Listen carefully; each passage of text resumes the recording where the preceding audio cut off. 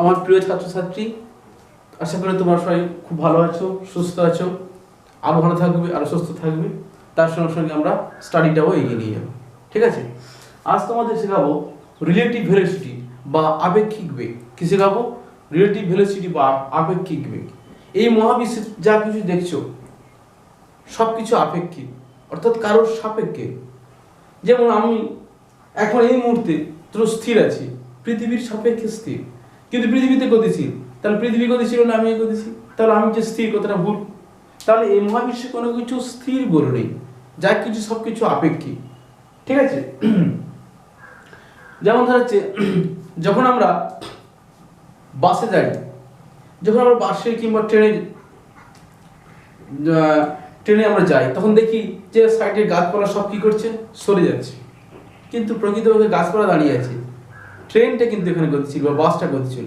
তাহলে এখানে আমরা যে গাছটাকে গতিশীল দেখছি, এটা কিন্তু হচ্ছে আপেক্ষিকভাবে দেখছি। এটা আপাতভাবে আমাকে দেখে মনে হচ্ছে যে গাছটা গতিশীল বা ঘর বাড়ি গতিশীল, কিন্তু বাস্তবে তা নয়। বাস্তবে কিন্তু ট্রেন কিংবা বাস গতিশীল, কিন্তু গাছ বা ঘর বাড়ি এগুলো সব কিছু স্থির আছে। তাহলে গতিশীল, তাহলে এখানে আপেক্ষিক, তাহলে আপেক্ষিক বিজ্ঞান কাকে বলবো না? এই ভূপৃষ্ঠে থাকা এই দেখো, এখানে মহাবিশ্বেও একটা রিলেটিভ ভেলোসিটি রয়েছে, যেটা বিজ্ঞানী আইনস্টাইন করেছিল। মহাবিশ্বে যে রিলেটিভ ভেলোসিটি রয়েছে সেই বিশ্ব নিয়ে আইনস্টাইন করেছে। কিন্তু এই ভূপৃষ্ঠে আমরা ভাবছি যে ভূপৃষ্ঠে যখন কোনো বস্তু গতিশীল, অর্থাৎ ভূপৃষ্ঠে কোনো বস্তুর সাপেক্ষে অন্য কোনো বস্তুর বেগকে বলা হচ্ছে আপেক্ষিক বেগ। ঠিক আছে,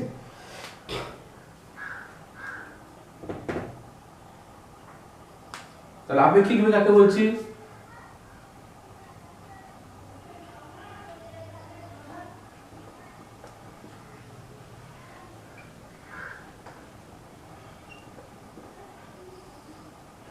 তাহলে ভূপৃষ্ঠে গতিশীল কোনো বস্তু সাপেক্ষে অন্য কোনো বস্তুর বেগকে কি বলা হচ্ছে? আপেক্ষিক বেগ। তাহলে ভূপৃষ্ঠে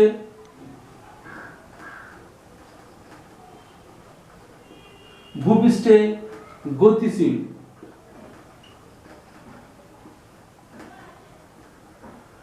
ভূপৃষ্ঠে গতিশীল কোনো বস্তুর সাপেক্ষে, কোনো বস্তুর সাপেক্ষে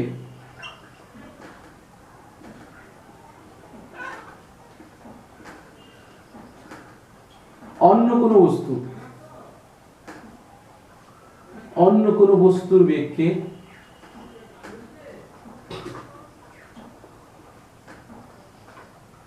আপেক্ষিক বেগ বলে। কি বলে?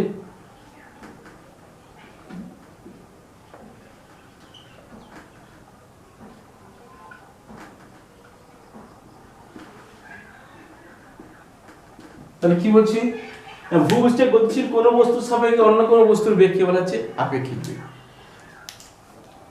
ধরা যাচ্ছে কোন একটা ব্যক্তি, কোন একজন দর্শক, সে হচ্ছে ইউ বেগে যাচ্ছে, আর একটা বস্তু সে ভি বেগে যাচ্ছে।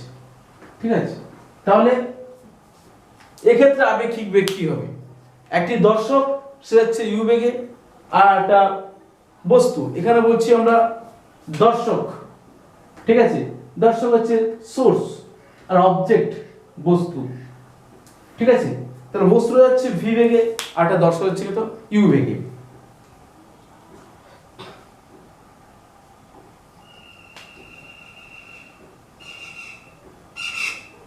তাহলে ইউ এখানে আমরা কি ধরছি? তাহলে দর্শকের বেগ।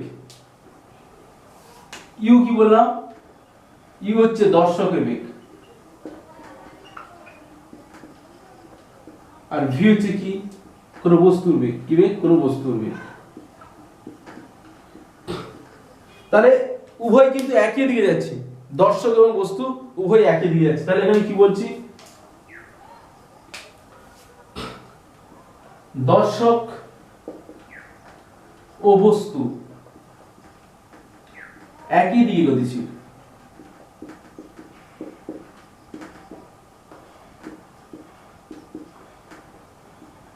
তাহলে দর্শক ও বস্তু একই দিকে গতিশীল, এক্ষেত্রে আপেক্ষিক বেগ কি হবে? ঠিক আছে, তাহলে কি বলছি? দর্শক যাচ্ছে এইদিকে, আর একটা বস্তু হচ্ছে ওটাও ওই দিকে যাচ্ছে। তাহলে এক্ষেত্রে আপেক্ষিক বেগ কি হবে? এক্ষেত্রে আপেক্ষিক বেগ হবে, আপেক্ষিক বেগ আমরা ডব্লিউ দিয়ে বসালাম, তাহলে কি আপেক্ষিক বেগ বা রিলেটিভ ভেলোসিটি, আপেক্ষিক বেগ বা রিলেটিভ ভেলোসিটি w সমান কি হবে v মাইনাস u। ঠিক আছে, তাহলে একে তাহলে যদি দর্শক এবং বস্তু যদি একই দিকে যায়,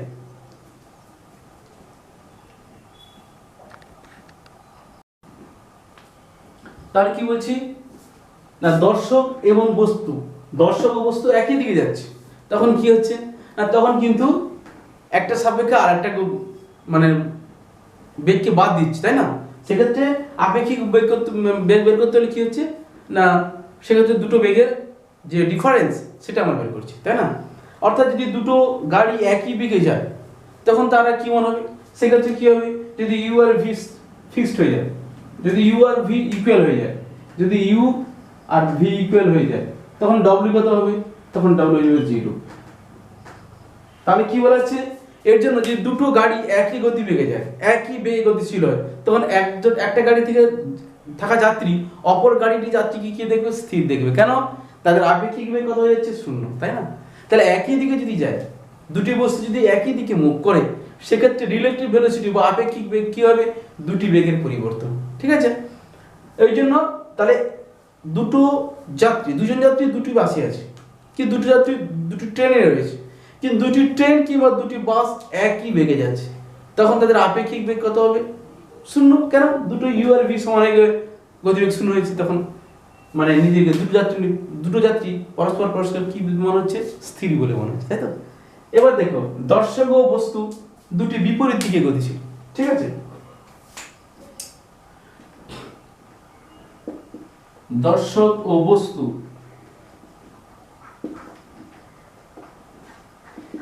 বিপরীত দিকে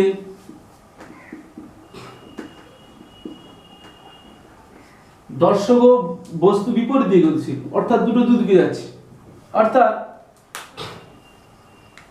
ইউ যাচ্ছে এদিকে, সোর্স ইউ যাচ্ছে এদিকে, কিন্তু ভি আসছে কোন দিকে, অবজেক্ট এটা ইউ এদিকে যাচ্ছে কিন্তু ভি আসছে এই দিকটা। ঠিক আছে, ভি আসছে এদিকে, ভি আসছে। ঠিক আছে, তাহলে এদের ক্ষেত্রে আপেক্ষিক গতিবেগ কি হবে, সেক্ষেত্রে আপেক্ষিক বেগ কি হবে না, সেক্ষেত্রে ডব্লিউ আপেক্ষিক বেগ, সেক্ষেত্রে আপেক্ষিক বেগ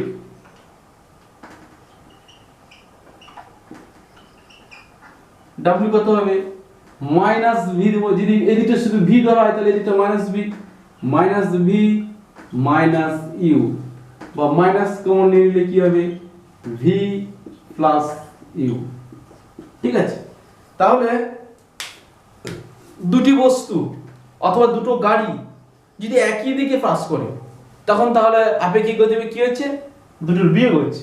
কিন্তু যখন দুটো বিপরীত দিকে, একটা গাড়ি ওইদিকে যাচ্ছে আরেকটা গাড়ি এদিকে আসছে, তখন দেখবে যখন ঠিক দুটো গাড়ি ক্রস করছে যেন খুব স্পিডে হুস করে গাড়ি বেরিয়ে গেল, অর্থাৎ খুব স্পিডে গাড়ি বেরিয়ে গেল। কেন না, সেক্ষেত্রে ওই অবস্থায় যে সময় দুটো গাড়ি পরস্পরকে ক্রস করলো তখন তাদের সেই মুহূর্তে বেগটা কত হবে না, দুটো বেগের আপেক্ষিক বেগটা কি হবে, দুটো বেগের যোগফল, দুটো বেগের যোগফল। এই জন্য যখন দুটো গাড়ি পরস্পরকে যখন ক্রস করে যায় তখন দেখবে খুব স্পিডে যেন বেরিয়ে গেছে বলে মনে হবে। যে দুটো বাইক যখন পরস্পরকে বিপরীত দিক থেকে ক্রস করে যায়, অর্থাৎ একটা বাইক যাচ্ছে এদিকতে আর একটা বাইক আসছে এদিকে, যখন ঠিক ক্রস করবে একটা বাইক যাচ্ছে এদিকে আর একটা বাইক আসছে এদিকটা, তখন দেখবে ঠিক যেই মুহূর্তে দুটো গাড়ি পরস্পরকে ক্রস করলো মনে হবে যেন খুব স্পিডে দুটো গাড়ি পরস্পরকে মানে অতিক্রম করে গেল। কেন না, সেক্ষেত্রে আপেক্ষিক বেগটা কি হবে, দুটি বেগের যোগফলের সমষ্টি। সেক্ষেত্রে আপেক্ষিক বেগ কি হবে, দুটি বেগের যোগফলের সমষ্টি। ঠিক আছে, যেমন তোমরা অনেক কিছু আরো দেখে থাকবে, দুটো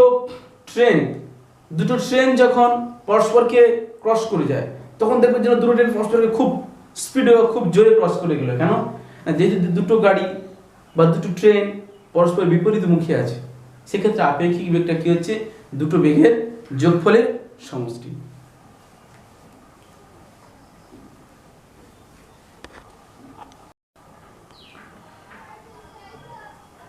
এখন আমরা জানবো আপেক্ষিক বেগের একটি উদাহরণ, বৃষ্টির ফোঁটার বেগ।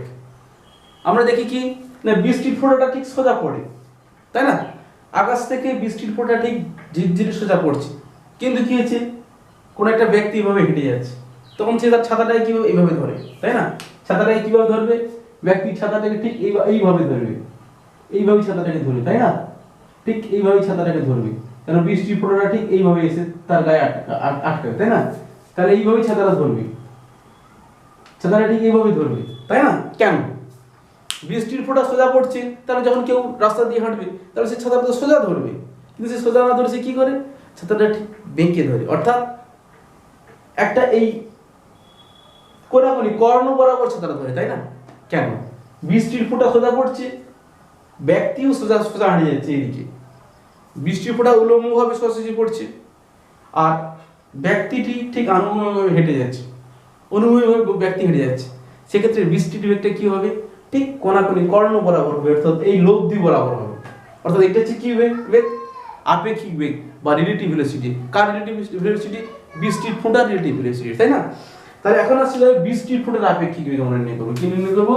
না, বৃষ্টির ফোঁটার আপেক্ষিক বেগ, বৃষ্টির ফোঁটার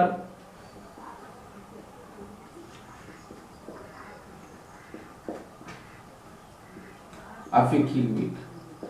তাহলে বৃষ্টির ফোঁটার আপেক্ষিক বেগ আমরা নির্ণয় কি করব, তাই না? তাহলে আমরা এখানে ইউটা কি ধরেছি? ইউ ধরেছি আমরা ব্যক্তির বেগ, তাই না? ব্যক্তির বেগ।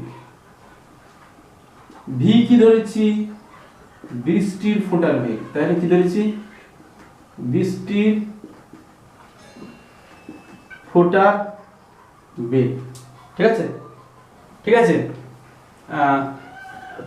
তাহলে এখন আমরা কি দেবো না, এই ব্যক্তির সাপেক্ষে বৃষ্টির ফোঁটার বেগ কার ধরবো?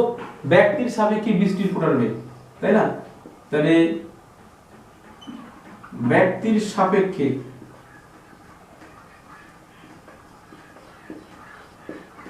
বৃষ্টির ফোঁটার বেগ কত? এটাকে যদি আমরা ডব্লিউ ধরি, কি ধরি? ডব্লিউ ধরে কত হবে তাহলে? না, এক্ষেত্রে কি দাঁড়াচ্ছে তাহলে না, ভি মাইনাস ইউ কি দাঁড়াচ্ছে? এই যে ভি জানেন, তাহলে কি দাঁড়াচ্ছে? ভি মাইনাস ইউ, ঠিক আছে? কত দাঁড়াচ্ছে তাহলে? V minus U. তাহলে তাহলে বৃষ্টির ফোঁটার সাপেক্ষে, তাহলে বৃষ্টির ফোঁটার যে বেগটা, তাহলে কি বেগ দাঁড়ালো? আপেক্ষিক বেগ, তাই না? অর্থাৎ বৃষ্টির ফোঁটার বেগটা কিন্তু সরাসরি নিচের দিকে পড়ছিল উলম্বভাবে, আর ব্যক্তি কিন্তু অনুভূমিকভাবে হেঁটে যাচ্ছে, কিন্তু বৃষ্টির ফোঁটাটা কিন্তু সরাসরি পড়বে না, ওই ব্যক্তির ক্ষেত্রে ওই বৃষ্টির ফোঁটাটা পড়বে এইভাবে কর্ণ বরাবর, অর্থাৎ এই লব্ধি বরাবর পড়বে, তাই না? তাই ছাতাটাকে ঠিক এভাবে বেঁকে ধরতে হবে, ছাতাটাকে কিভাবে বেঁকে ধরতে হবে, না হলে পুরোটাই ব্যক্তিটা ভিজে যাবে, তাই না? তাহলে এই ক্ষেত্রে কেন বেঁকে ধরতে হচ্ছে না, এখানে যেহেতু দুজনের বেগ থাকছে, একটা বৃষ্টির ফোঁটার বেগ থাকছে আর একটা এই ব্যক্তির বেগ থাকছে, তার জন্য এখানে আপেক্ষিক বেগ কাজ করবে, অর্থাৎ বৃষ্টির ফোঁটাটা হবে, বৃষ্টির ফোঁটার বেগটি হবে আপেক্ষিক বেগ। কি হবে? আপেক্ষিক বেগ। সেক্ষেত্রে আপেক্ষিক বেগ কি হবে? V minus U. ভিটা কার বেগ? ভিটা হচ্ছে বৃষ্টির ফোঁটার বেগ, ইউটা কার বেগ? ইউটা হচ্ছে কিন্তু ব্যক্তির বেগ। এখানে এটা ইউ হলে আমরা এটা কি ধরবো? মাইনাস ইউ, তাই না? এটা যদি মূল বিন্দু ধরা হয় তাহলে এটা ইউ ধরলে এটা কি হবে? Minus you. আর বৃষ্টির ফোঁটাটা কিভাবে পড়ছে, তাহলে এক্ষেত্রে লব্ধি বেগ কত হবে? এই ডব্লিউর মানটা কত হবে? এক্ষেত্রে ডব্লিউ কত হবে? যদি ডব্লিউ মানটা বের করি তাহলে কি হবে? Root over of V square plus U square, তাই না? তাহলে আপেক্ষিক বেগের মান পেয়ে গেলাম। এটা কি? আপেক্ষিক বেগের মান। এটা কার মান পেয়ে গেলাম? পেয়ে গেল আপেক্ষিক বেগের মান। এটা কার মান? আপেক্ষিক বেগের মান। যদি বলা হয় বৃষ্টির ফোঁটার অভিমুখ কোন দিক থেকে পড়ছে, তাহলে পেয়ে যাব। তাহলে বৃষ্টির ফোঁটার অভিমুখ কি হবে? বৃষ্টির ফোঁটার অভিমুখ, সেক্ষেত্রে আমরা ট্যান থিটা বলবো। লম্ব বাই ভূমি, লম্ব কোনটা হবে? এটা যদি এটা থিটা আছে তাহলে এটা ভূমি হবে, লম্ব হচ্ছে ইউ, মানে এটাও ইউ হবে, এটা ইউ হলে এটাও ইউ, তাহলে লম্ব বাই ভূমি, তাহলে ইউ বাই ভি।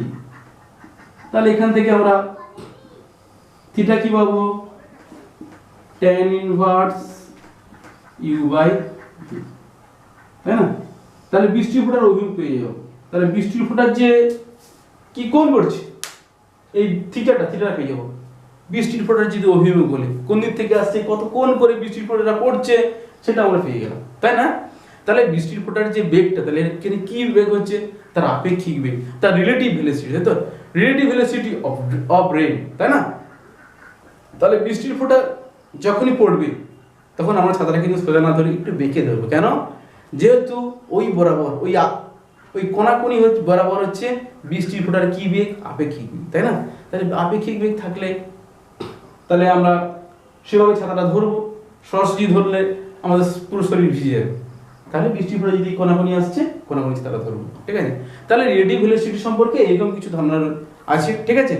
আরো অনেক এক্সাম্পল রয়েছে, হ্যাঁ, এটা খুব পরীক্ষায় আসে, হ্যাঁ, একাদশ শ্রেণীতে বোর্ডের পরীক্ষাতে খুবই আসে যে একটা বৃষ্টির ফোঁটার আপেক্ষিক বেগ নির্ণয় করো, বৃষ্টির ফোঁটার অভিমুখ নির্ণয় করো, বা আপেক্ষিক বেগ কাকে বলে উদাহরণ দিয়ে দেখাও, ঠিক আছে? আশা করি তোমরা সবাই বুঝতে পেরেছো। যদি কোনো আর সমস্যা থেকে থাকে তোমরা আমাকে কমেন্টস করে জানাবে, তাহলে তোমাদেরকে আমি আরো ভালো করে বোঝাবো, আরো সুন্দর করে উত্তর দেবো, ঠিক আছে? আজকে আর নয়, সবাই বেশি বেশি করে পড়বে, সুস্থ থাকবে, ভালো থাকবে, আর বেশি বেশি করে আমাকে কমেন্টস করবে, জানাবে যে স্যার এটা বুঝতে অসুবিধা বা এটাকে আরো ভালো করে পড়ান। আমি সেই বিষয়ে তোমাদেরকে আবার পরবর্তী ক্লাসগুলোতে